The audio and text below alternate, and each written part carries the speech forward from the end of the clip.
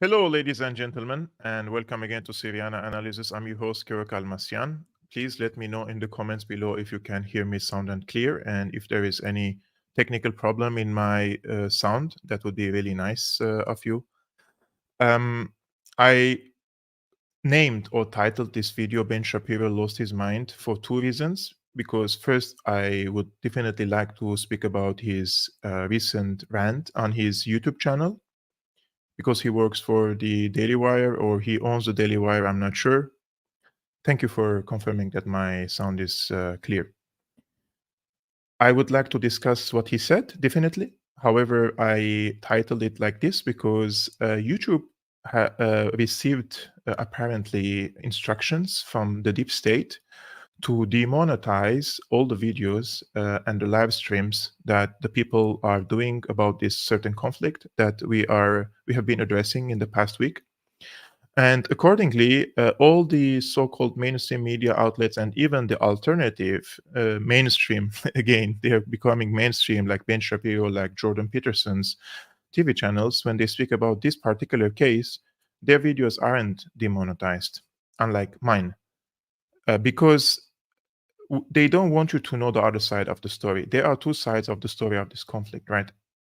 And apparently, they really want to suppress the other side of the story. And this also proves this narrative or this argument is that the EU sent a letter to the X or Twitter asking to take down any content that is violating the laws and regulations of the EU.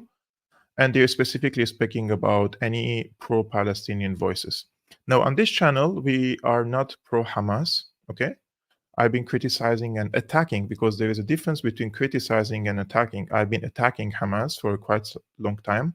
I know that Hamas is a Muslim Brotherhood organization. I despise such organizations. They are very opportunistic. However, the Palestinians are not only Hamas. There are people with Hamas, and there are people who are not with Hamas. And there are people even carrying arms who are not Hamas. So we're discussing from the point of view that the Palestinians on this channel have the right to have a state, for example. And this goes along with the international law, right? International law says the UN Security Council resolutions 242336, for example, they all say that Israel must withdraw to the line of the 4th of June 1967 war, which means the war that Israel initiated on the 4th of June 1967 and occupied a lot of territories from the Arabic countries. Therefore, when we address this issue, we want for the Palestinians to have a state. We want them to have a dignified life, right? So this is the approach on this channel. And I also have to be very careful with my wordings, because anything that I could say on this YouTube channel could literally put me in jail. And they are criminalizing now any support for the Palestinian cause, even here in Germany. Even if you don't sound any support for Hamas, only if you express your supportive opinion to Palestine, not Hamas, okay? You could be fined. This could be considered a criminal offense. So we're living in dark times, right? But speaking of dark times, it's not only, we're living here in comfort and safety. Nothing is wrong. Maybe I could end up in jail for a few months or be fined for saying something on Twitter or on YouTube, but there are people dying now while we speak. And the situation is very dire in the Gaza Strip, guys. I've been watching lots of videos and photos from the Gaza Strip from verifiable sources, guys, and they are unspeakable crimes against the civilian population there. And I'm specifically mentioning the civilian population because there are 2 million civilians there. If the Israelis are specifically targeting Hamas or specifically targeting militants, this could be argued under international law that they are combatants. And from the Israeli point of view, they are terrorists, right? So you can target them. But they are indiscriminately bombing civilian infrastructure and civilian buildings, including media towers, including electricity generators, including water dams, right? And according to the recent numbers, this is coming from the Ministry of Health in the Gaza Strip. Of all the casualties, 500 of them are children. So, because of this narrative from the Israeli side that Hamas is going from one house to another in order to just kill babies, this is what they say, Jewish babies. There are 500 kids also died or murdered, get killed in the Gaza Strip, and nobody speaks about them, right? They are dehumanized in a very horrible way. So they're just numbers or flies for them, right? Probably there are more organizations defending the rights of the flies than the rights of these children who died in the Gaza Strip. And there are videos of entire families have been wiped out from existence. Those are humans. I truly do not understand how can anyone be a monster and advocate for the killing of the families, advocate for the killing of the kids and the children in the Gaza Strip. And one of these people are, of course, Ben Shapiro. He is a monster, and this has to be said, whether on YouTube or elsewhere. I just want to show you guys a video of this is a journalist, a Palestinian journalist. His name is Mu'taz Al-Azaizi.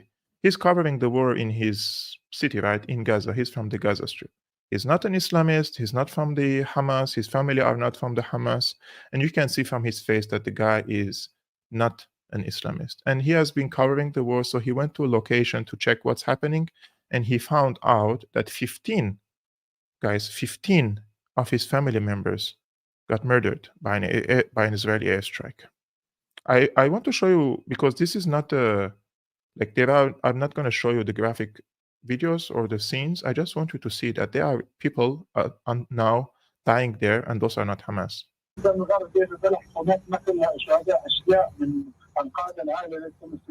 This is him going now to the place.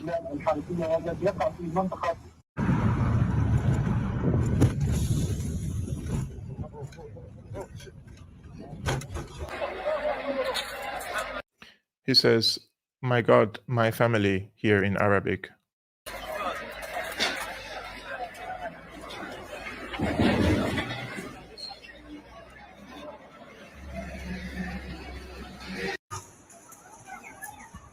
This is the street that he used to live in.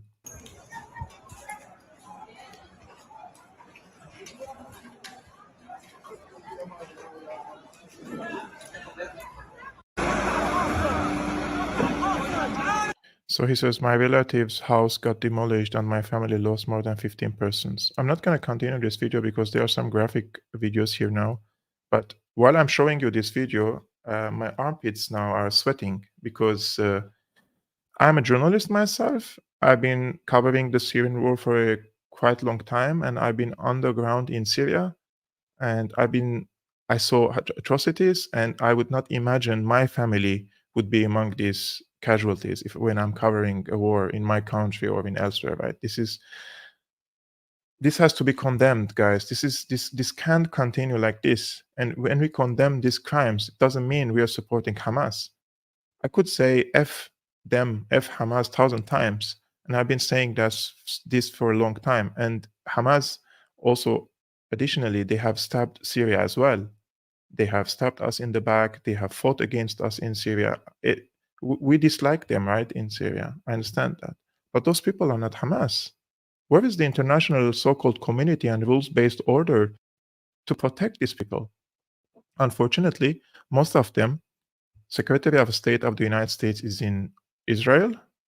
The Foreign Minister of Germany is in Israel. The Defense Minister of The United States is in Israel.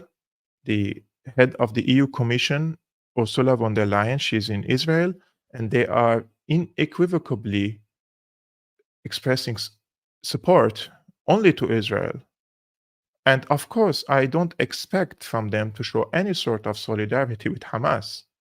But with the Palestinian people, at least ask the Israelis to not indiscriminately bomb the Gaza Strip. But it's quite clear, guys, the goal is very clear. The goal is to create a situation that is hell on earth so that these people cannot survive, so that these people would seek refuge and leave to the Egypt, to the Sinai. And of course, this is their right to have a safe passage, right? But the goal is to settle most of these Palestinians, 2 million Palestinians in the Sinai, in Egypt, and two, to give visas, for example, to the youngsters, let's say student visas, bring them to Europe, and others probably get their refugee status. And then in a generation or 2 or 3, when Israel occupies this Gaza Strip, they have nowhere to go back if they want to go back to their hometown or to their city, right? So this is the main goal.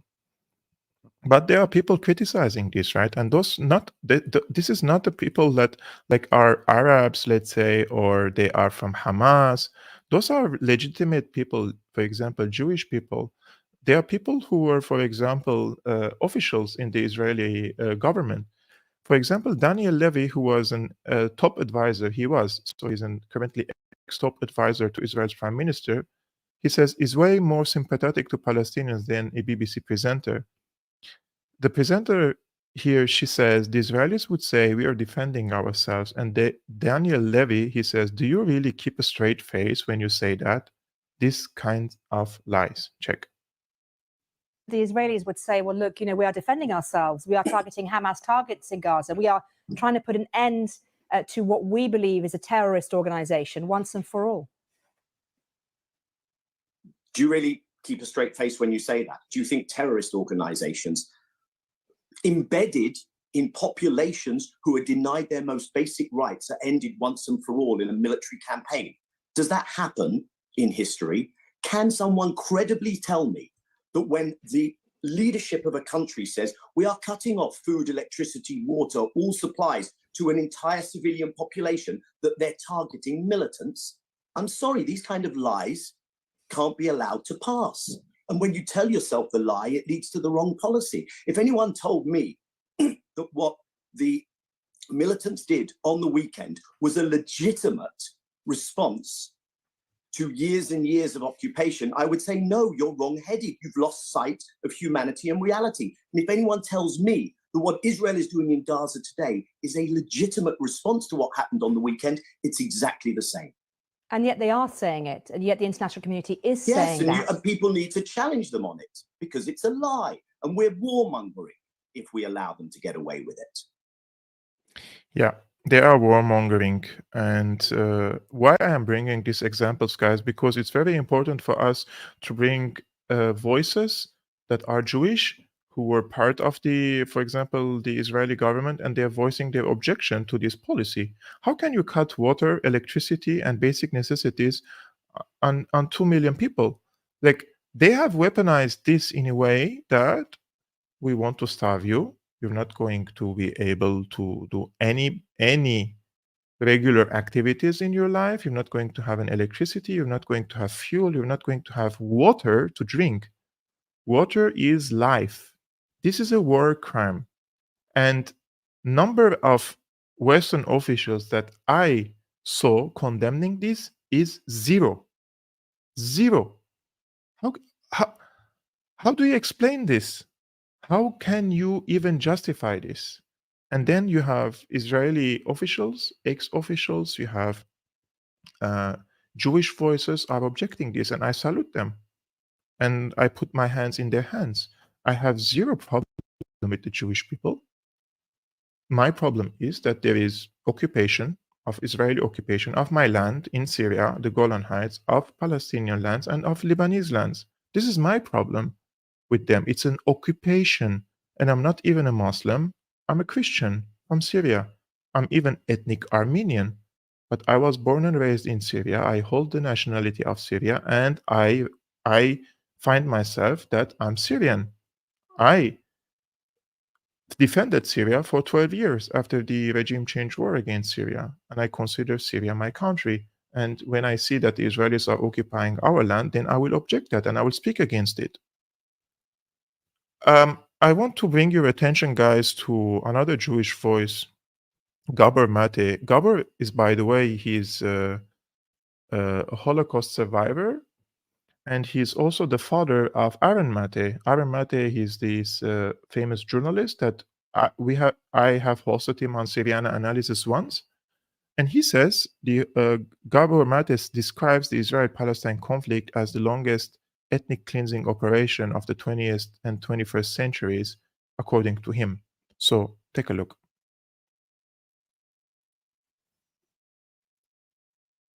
Holocaust survivor as an infant. I barely survived. My grandparents were killed in Auschwitz, and most of my extended family was killed. I became a Zionist. This dream of the Jewish people resurrected in their historical homeland, and the barbed wire of Auschwitz being replaced by the boundaries of a Jewish state with a powerful army. And then I found out that it wasn't exactly like that. That in order to make this Jewish dream a reality, we had to visit a nightmare on the local population. And there's no way you could have ever created a Jewish state without oppressing and expelling the local population. Jewish Israeli historians have shown without a doubt that the expulsion of the Palestinians was persistent, it was pervasive, it was cruel, it was murderous, and with deliberate attempt. So that's what's called the Nakba in Arabic, the disaster or the catastrophe. There's a law that you cannot deny the Holocaust. But in Israel, you're not allowed to mention the Nakba, even though it was at the very basis of the foundation of the state. I visited the occupied territories, Russell, during the first Intifada. I cried every day for 2 weeks at what I saw. The brutality of the occupation, the petty harassment, the murderousness of it, or cutting down of Palestinian olive groves, the denial of water rights, the humiliations. And this went on, and it's much worse now than it was then. It's the longest ethnic cleansing operation in the 20th and 21st centuries. I could land in Tel Aviv tomorrow and demand citizenship under the law of the right of return. But my Palestinian friend in Vancouver, Hannah Kawas, who was born in Jerusalem, can't even visit. Now, if I have the right to return after 2,000 years, how come Hannah hasn't got the right to return after 70 years? So then you have these miserable people packed into this horrible, people call it the world's largest outdoor prison, which is what it is. You don't have to support Hamas policies to stand up for Palestinian rights. That's a complete falsity. If you take the worst thing you can say about Hamas, multiplied by 1,000 times, and it still will not meet the Israeli repression and killing and dispossession of Palestinians. Anybody who criticizes Israel is an anti-Semite is simply an egregious attempt to intimidate good non-Jews who are willing to stand up for what is true. If you look at the Western press, when Hong Kong demonstrators throw stones at the police in Hong Kong, that's considered to be heroism. When in Myanmar, the demonstrators throw slingshots at the army, at the oppressive army, they're considered to be heroes in the Western press. When Palestinian kids throw stones at the Israeli soldiers, they're called terrorists.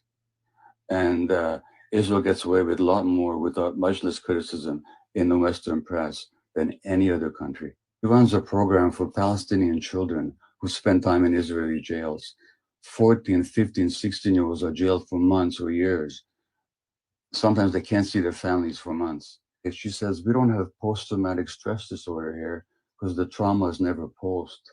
The trauma is daily, she said. Wow. If he's got any ounce of humanity left, he would cry like I did for 2 weeks when I was there. Anybody can go on YouTube and listen to Ilan Pappé, an Israeli historian. Anybody can listen to Norman Finkelstein, a Jewish professor, world expert on Gaza, who was denied tenure at his university because of his public speaking against Israeli policy. You can listen to any number of Israeli Defense Forces soldiers who talk about the brutality that they now regret having committed. You can listen to Israeli pilots who talk about why they refuse to fly over Gaza because of the atrocities they're made to commit. You can get all the information you want. So if anybody these days doesn't know, it's not because the information is not available. And none of that excuses not knowing truth and this deliberate attempt to silence anybody who speaks. Yeah, it's a deliberate attempt to silence the people, as he said, Jewish and non-Jewish voices. Like if you're not Jewish, you're called an anti-Semite for criticizing Israel like a state. You're not even criticizing a religion or ethnicity. And at the same time, the Jewish people who criticize Israel's brutality, or if Israel violates international law or commits any sort of horrendous crimes, if you are Jewish, you're called self-hating Jew, for example. Max Blumenthal is called that, Aaron Mate is called that, Gabor Mate is called that, and Norman Finkelstein is called a self-hating Jew as well.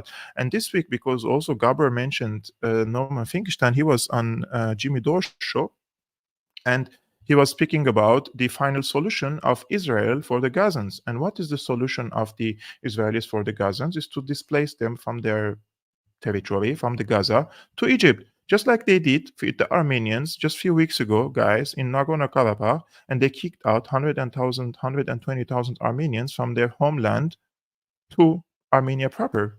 They completely ethnically cleansed the Armenians. So if it's happening in 21st century, just imagine what could have happened 100 years ago, 200 years ago, when we didn't have these phones, we didn't have satellite imagery, we didn't have videos and everything. It's happening in front of our eyes, all these atrocities. And this is a deliberate, so they are trying to deliberately suppress content on YouTube, content on Twitter, content on everywhere.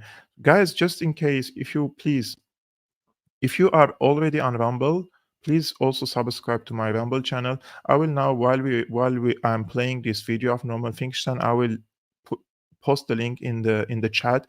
Please also subscribe to my Rumble. I'm also doing the same live stream at the same time on YouTube and Rumble, just in case I have the conviction that I'm going to be deplatformed soon, so we can also keep in touch and connected with each other, and I can continue also bring to you the information that I like to share with you. Take a look. Who makes comparisons between Israeli conduct and Nazis. So, as we proceed, I hope the social media police will bear in mind it's not me, it's Israel's defense minister who has just announced that they will not allow any electricity. Mm-hmm. They will not allow any water. Mm-hmm. They will not allow any food. They will not allow any fuel into Gaza. Yeah. Now, bear in mind, Benjamin Netanyahu announced yesterday that Israelis should be prepared for a long war. If you put those two statements together, now I ask the social media police to bear in mind, it's not me. I am simply quoting from the Israeli leadership. If you put those two statements together, what it means is there will be no food, no water, no electricity, and no fuel allowed in Gaza for a long time. Yeah. So, what do we conclude from that?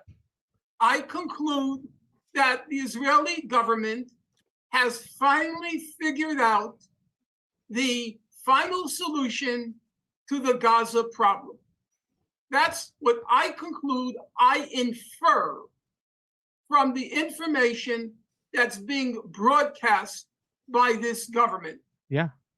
Complete and total genocide. And endorsed not only by President Biden, not only today endorsed by former President Barack Obama, endorsed by the whole squad, so-called. Yeah, and this is also, guys, it's a bipartisan. Like, people think that there is a different political system if you vote for Democrat or vote for the Republicans. I was watching for DeSantis also, for example, endorsing the Israeli approach in the Gaza Strip without even showing any consideration or any sentiments, positive sentiments toward the hundreds of Palestinians who died, which is very tragic, just like the hundreds of the Israelis who died, which is tragic. It's unfortunate that this selective humanity, you know.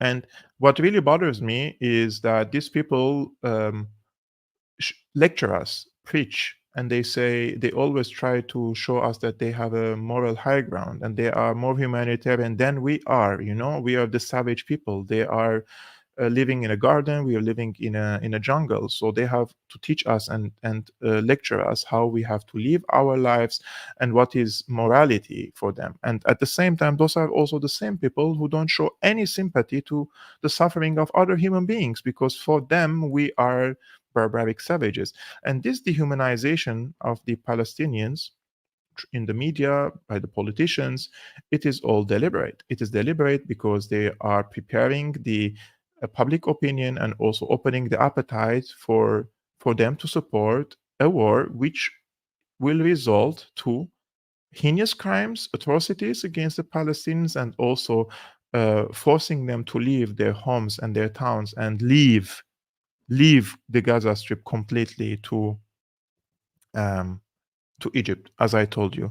And you can see, for example, the former Prime Minister of Israel, when he was asked, for example, about what do you think about the casualties among the civilians, Palestinian civilians, for example, he says, "Are you seriously asking me about Palestinian civilians? What's wrong with you?" So we are living at times now that even questioning or asking a question about civilian casualties, civilian, not Hamas, civilian casualties among the Palestinians, then you will be confronted by such a rhetoric, for example, by the former Prime Minister of Israel. And what about those Palestinians in hospital who are on life support, and babies and incubators whose life support and incubator will have to be turned off because the Israelis have cut the power to Gaza? Are you seriously keep on asking me about Palestinian civilians? What's wrong with you? Have you not seen what happened? We're fighting Nazis. We don't target them. Now, the world can come and bring them anything they want. If you want to bring them electricity, I'm not going to feed electricity or water to my enemies. If anyone else wants, that's fine. We're not responsible for them. This is the point. So he called entire Palestinians his enemies, right? This is the point, guys. They're not cutting electricity on Hamas and on jihad. They're cutting electricity and water on 2 million civilians there, including on the hospitals. Like, imagine if somebody has to do a surgery, somebody's giving a birth, right? And he's calling them enemies. So you can see the rhetoric here. Palestinians are Nazis. We're going to kill them. We're going to destroy their towns, and we're going to cut everything, every aspect of their livelihoods. But you keep on. I want to tell you. No, listen. You listen to me right now. I've heard you enough. No, I understand. We're trying to have a conversation here. Listen, this is my program. This is my show. And I am asking the questions. You're raising your voice, and I've asked you, and we've already stopped, please, and let me finish. We've already distinguished between Hamas. I want to tell you, shame on you. You're trying to speak over. We are not. Shame on you. It's nothing about shame. We're trying to have a conversation about a very serious. If I were him, I would have cut him now from the air. Like, seriously, what kind of attitude is this against the journalists? And this journalist, believe me, is working for a mainstream press. So 95% of the time they are in support of Israel. And then only if he asks one question about what about the civilians, that they need electricity to go to hospital, what about the mothers who are giving birth, what about the babies in the incubators? And they're the same people who speak about these alleged crimes against the babies in Israel, right? Situation here, and you are refusing to address it. Jump over immediately, and again, you absolutely use the not. Palestinian narrative. You are incorrect. They are responsible, because I can tell you that when the UK, absolutely when Great Britain was fighting the Nazis during World War II, no one asked what's going on in Dresden. It was the Nazis targeting London, and you targeted Dresden. So shame on you if you go on with that. Why is he even keeping him on air? Just kick him out. False narrative. We're not talking about that. And in hindsight, many people have listened. And in hindsight, many people have readdressed that kind of carpet bombing. Babies. Oh, I see. Now you're Mr. Clean. Shame on you. Absolutely not. And I'm not. Listen, Mr. Bennett, I am not in the military. I am a journalist asking you questions. Are you going to let me ask you a question, or are you continue shouting at me? We've already distinguished between Hamas and the Palestinians. I'm asking you very directly. What do you want to ask? Is going to be done to make sure that those innocent people don't get killed, as innocent Jewish people were killed on Saturday? Guys, the scary thing is, like, people like him, this Naftali, for example, he's still considered more, let's say, he's not even considered radical, right? In the Israeli literature, in the Israeli politics, he's not considered a radical maniac like Benjamin Netanyahu. So imagine what Benjamin Netanyahu is planning for Gaza. If Naftali, who is not considered a radical, is saying this and calling all Palestinians enemies, and he's saying like he doesn't give a F about the casualties in the Gaza Strip among the civilians, then imagine what Benjamin Netanyahu is planning for the Gaza Strip. And I'm specifically referring about the ground offensive that is planned by Israel against the Gaza Strip. And if you thought that Naftali Bennett was inhumane, he was speaking monstrously about the Palestinians and how he, you've seen the video with me. If you thought that, then check Ben Shapiro, which is the title of today's video, and how he lost his mind. And this is just a 19-second, 20-second clip, guys, that I found of him. And he's literally saying the idea is Israel kills enough of these sons of, you can see what is this word here, because it will be censored on YouTube. So the idea is Israel kills enough of these son of Tut that this is not a problem again. These people have to be driven 6 feet under. They need to be dead. So imagine now this video, guys, is on YouTube. It's monetized. It's not been taken down. It's not suppressed. It's not demonetized. And he can say such things without any repercussion, without legal repercussion, without any repercussion when it comes to his presence online, right? Take a look. A military response will end the suffering of Israelis. That's the idea. The idea is Israel kills enough of these sons of bitches that this is not a problem again. There cannot be any limitation to Israel's military operations here. Evil must be eradicated. It cannot be dealt with. It cannot be negotiated with. There cannot be a ceasefire. These people have to be driven 6 feet under. They need to be dead. A military response will end. So the thing is with such people is that they are giving lectures about war and they are telling us what's the solution while they are in the United States. If you really have all these feelings towards against the Palestinians and you want to kill them all, maybe you should learn flying some F-16, bro, and go to Palestine and try to kill them all. Like you literally, he's not even mentioning Hamas here, right? Because some people are like, oh, he was speaking about Hamas. He's not even speaking about Hamas. He's not even mentioning Hamas. And this is just in front of you, what he said. How is this rhetoric is allowed? How is calling for genocide is allowed? It's just beyond me. Oh my God. One person that I was a little bit surprised of his approach was Donald Trump. I'm not going to dig in much of what he said, but he didn't jump to the wagon of the same talking points of the others. I was a little bit surprised, maybe because he is disappointed of Benjamin Netanyahu and how he was betrayed by Benjamin Netanyahu recently after he was impeached. I'm not sure about that. But the right approach, so if you ask me what is the right approach, right? Like I'm not asking from anyone to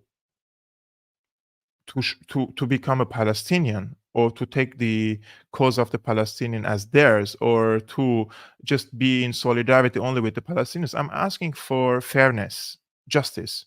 That if you want to criticize Hamas and the crimes of Hamas, I also want you to criticize the crimes of the Israelis. Just be fair. And one of the people who was fair in this regard, which I believe this is a good example that we have to follow, his name is James Schneider, maybe he's German, and he says it is easy to condemn Hamas atrocities that we have no role in, because he's speaking about the Western part of the world, right? Like the West doesn't have any role in the atrocities of Hamas against the Israelis, but it seems hard to condemn Israeli war crimes precisely because our political and media class supports them. Do the difficult thing, loudly oppose British complicity in Israel, turning Gaza into rubble. The Times, like pretty much all of the press this morning, just like our political class, are carrying water for the war crimes that have begun and the war crimes that are to come.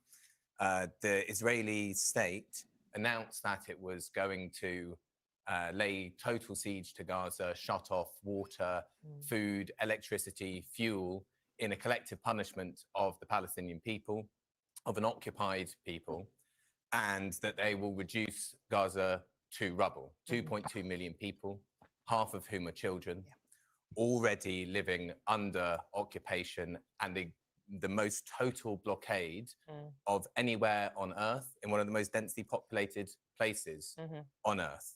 And rather than calling for restraint, rather than trying to say anything about Britain's role in this, because of course it is our bombs and our bullets, along with others, that will be used to carry out these war crimes, we're providing diplomatic cover and support, as well as full-scale media support for these crimes. James, you have not in any of what you've talked about a blockade, talked about the terrorists, the barbaric terrorists, and what they've done to the Israeli people. Now, it is easy to condemn atrocities that we have no role in. It is difficult to condemn atrocities that we do have a role in. And we do have a role in these war crimes, which is why I am bringing them up. I'm sitting here in London. The British government is involved in not the crimes of Hamas, but yes, the crimes that are being committed now, as we speak, by the Israeli state against the Palestinian people in Gaza. So I think those commentaries are very interesting, and I'm a little bit surprised that every time, like, despite the attempt to completely suppress any dissenting voices, right, in the issue of Palestine, Israel, we still can see some people with dignity and with honor and with self-respect who come out and they say, look, we cannot be just biased toward Israel. We have to also mention that they are committing also crimes. If we want to condemn Hamas, although we don't have any role in their atrocities, then we have to also condemn Israel, whose crimes we are enabling with our bullets, with our weaponry, and with our media and political cover. I mean, were it not for the political cover and the media cover of the quote-unquote civilized world, I think it's very difficult for the Israelis to continue with their current approach. And it would be very difficult for Benjamin Netanyahu to sell this war the way he wants it to be sold. And it's very sad. It's very, very sad. Where are we right now? And any reasonable voices to spare bloodshed in the Gaza Strip is being interpreted as supporting Hamas, right? This is the sad reality, unfortunately. Speaking of Hamas, a new article has been published recently, guys, in the Wall Street Journal. I think it's very interesting. And they have found out some documents in the settlements that Hamas attacked because there were dead bodies of Hamas militants, and also some of their documents were dropped in this settlement. So they're reading or explaining these documents. I summarized it as much as I can for you. Hamas militants who flooded into southern Israel from Gaza last weekend carried detailed maps of the towns and military bases that they targeted. Some also carried tactical guides identifying weak spots on Israeli army armored vehicles.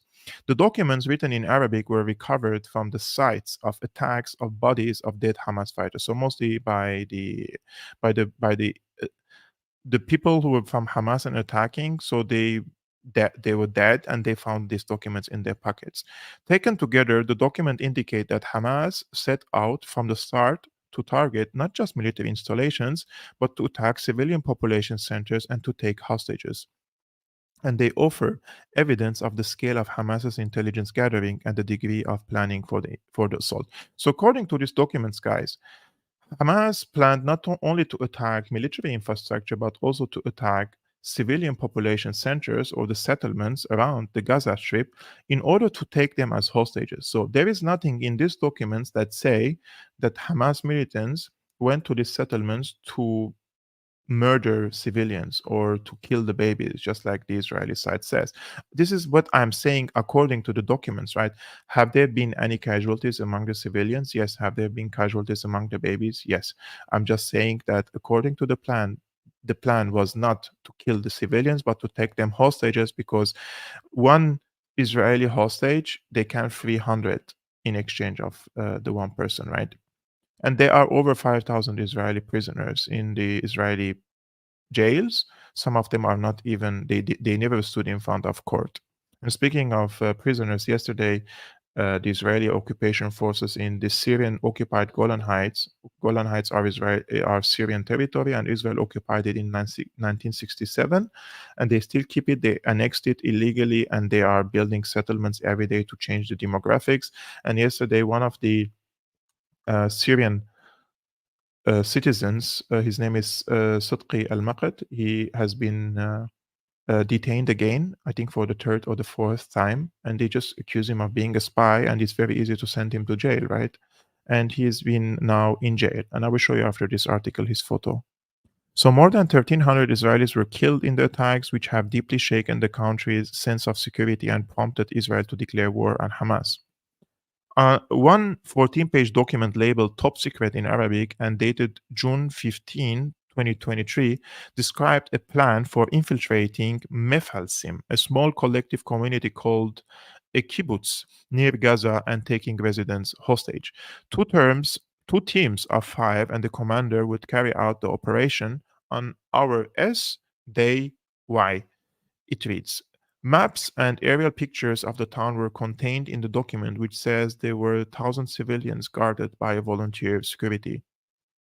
It warned that Israeli troops stationed nearby could arrive at Mefalsim within 3 to 5 minutes. Members of the assault team were designated to open holes in a security fence, while others were to provide artillery fire, the document says. Once inside, the force would take prisoners and hold them as hostages for negotiations, the plan reads. So, as I told you, the plan was clear. Take as much hostage as you can in order to exchange them with Palestinian prisoners. It shows sophistication, systematic intelligence collection, use of human sources, use of open intelligence sources, and information obtained through cyber attacks, said Eyal Pinko, a former security services officer of the Hamas plan for Mefalsim. Hamas's planning for Saturday attack began in 2021. So they have been planning this for 2 years now. When the militant group began closely studying Israel's tactics and strategies, according to Abu Ubaidah, the spokesman for Hamas's military wing.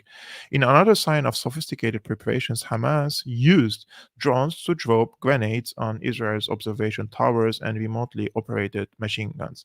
Now, I didn't find the video of this, that they bombed the towers, but I found a similar video of Hamas militants using um, uh, same drones and dropping a bomb inside an Israeli tank. And this has happened on the day of the attack on the settlements. And this was published by Hamas itself. Take a look.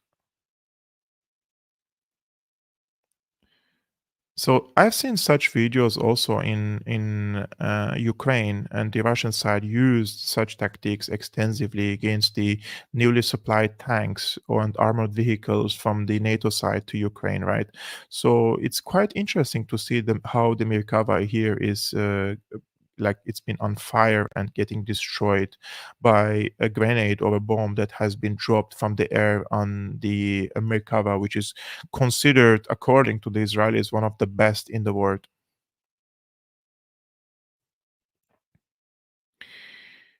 Yeah, so that's it. Speaking of the Palestinian guys, I remember when I was studying in Paris. I studied in Paris in Sciences Po between 2009 and 2010. I studied European affairs, so I studied the EU 1-year exchange program. And there was an American student in my class. She looks Korean, but she's born in the United States, so she's an American from Korean descent. And she was wearing the kufiya. And for those who don't know the kufiya, I will just show you what is the kufiya in how does the kufiya look like. It's a so this is the kufiya. Okay, images. I think most of you already know what I'm speaking about. Just for the people who don't know, guys. So this is the kufiya, and I saw this woman wearing a kufiya, not like this on her, let's say, head, but on her neck, like this, for example, on her neck, like this. And I asked her back then, like, do you know what's the meaning of this? And she didn't know. And I was like, now in 2000, this was in 2010. It's more like a show of solidarity, right, for the Palestinians. But back then, like centuries ago, or 100 or 200 years ago, this was mostly this kufiya has been worn by lots of Arabic communities and non-Arabic communities as well. Like they wanted to cover their head and face, especially in arid desert climate in which they have traditionally lived. So it was more like a protection for their face and for their head from sun and from the bad environment and or hot environment weather. And also this is similar to the burqa of the woman, right? Also, this was the case back then, so that women can protect their faces from sand, from hot weather, etc. So now, because it is considered a sign of solidarity with the Palestinians and not Hamas. I don't see Hamas is wearing this, right? They're more Islamist. This is more nationalist symbol of the Palestinians, unlike the Islamist symbols of of any Palestinians. Like Hamas is an Islamist group, and you have the nationalist groups, for example, or the people who are not Islamist. Basically, you can see them also in Europe and elsewhere. They wear this kufiya. And when I told this woman it's a symbol of solidarity, she never wore that kufiya again because she didn't want to show any solidarity with the Palestinians, but she didn't know about it back then. And nowadays, because also many people, especially among the Arabic communities or even among the German communities, are showing solidarity with the Palestinians. So now, according to a new instruction in Berlin, Palestinian scarves are now banned in Berlin schools. The Senate is taking rigorous actions against expressions of sympathy for the Hamas terrorists in Berlin schools. This is not about Hamas, guys. Like, this kufiya has nothing to do with Hamas. This is for, like, Hamas, as I told you, it's an Islamist group, and this kufiya is for the Palestinians. It's not for Hamas, but they are now attributing it to Hamas. So they banned it in schools. From now on, wearing the Palestinian scarf is prohibited if it disturbs the peace in the school. This is stated in a letter from Education Senator Katharina Günther Wünsch. She's from the CDU, Christian Democratic Union, which went to all the schools on Friday. The terrorist attacks by Hamas on Israel unfortunately also have an impact on peaceful coexistence in Berlin schools, says the letter. Terrorist violence and brutality were propagandistically supported at several schools, but any endorsement of attacks against Israel represents a threat to school peace and is prohibited, said the politician. What do you think about this, guys? Do you think it's a justified decision by the Berlin Senate, or do you think it's ridiculous? Let me know your opinions in the comments. I'm checking now your comments that I see, as we say in Arabic, mashallah, there are so many comments coming from you. I'm very happy that these live streams are being watched by lots of people, guys. Thank you very much for trusting me and tuning in and watching this video. It really means a lot to me, and I hope YouTube doesn't demonetize me or deplatforms me. But if it does, please make sure that you're following me on Rumble, the same name, Syriana Analysis. I already posted the link in the chat. I think it will be now. You will if you tuned in recently, it will be more difficult to you to find it. I will post it again in the I will post it again now in the chat. I'm just finding the link again because I didn't save it, unfortunately. But I will also show you the photo of the prisoner that Israel detained from the Golan Heights yesterday. So this is the link of Rumble, guys. I now posted it in the chat. I will also now show it on the screen, as you can see. However, this is the Sadq al-Maqad that I told you. Israel always tries to portray its enemies as they are backward. Let me check this. Backward Islamist, etc., etc. But this is not the case, right? There are so many people who are not that, and so this is Sadq al-Maqad. Israeli forces raided the home of the Syrian liberated prisoner Sadq al-Maqad in the occupied Syrian Golan Heights and arrested him. This is him. I think last year he got married to his beautiful wife, as you can see, and he will go to jail now, probably for indefinite time. We don't know when are they going to release him again. Last time they simply accused him of being a spy, and it's very easy that, and they sent him to jail. And now we don't know how is this going to end. I will hide this Rumble link again because I will show you finally the last video, which I think is the logical approach if you want to solve the Palestinian case. And this has came, thankfully, again by President Putin. And he says, Russia ready to mediate the Palestinian-Israeli settlement. Putin also stated need to create independent Palestine with capital in East Jerusalem is necessary to seek peaceful resolution to Palestinian-Israeli conflict. There is simply no alternative, he says. Хотел бы подчеркнуть, Россия готова к координации со всеми конструктивно настроенными партнерами. Мы исходим из безальтернативности решения палестино-израильского конфликта путем переговоров. Их целью должна стать реализация ООНовской формулы двух государств, предполагающей создание независимого палестинского государства со столицей в Восточном Иерусалиме, сосуществующим в мире и безопасности с Израилем, который, безусловно, мы тоже видим же это, подвергся беспрецедентной по своей жестокости атаки. И, конечно, имеет право на защиту, имеет право на то, чтобы обеспечить свое мирное существование. Нужно озаботиться решением этого вопроса мирными средствами. В данной ситуации, в данном месте, мне кажется, альтернативы просто не существует. Yeah.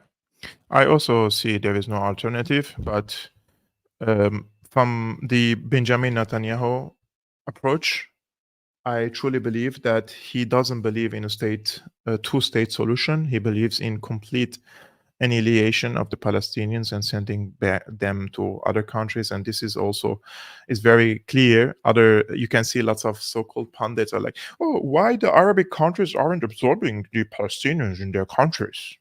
It's like, because Palestinians have Palestine, they have their own towns, they have their own villages. What kind of bullshit is that?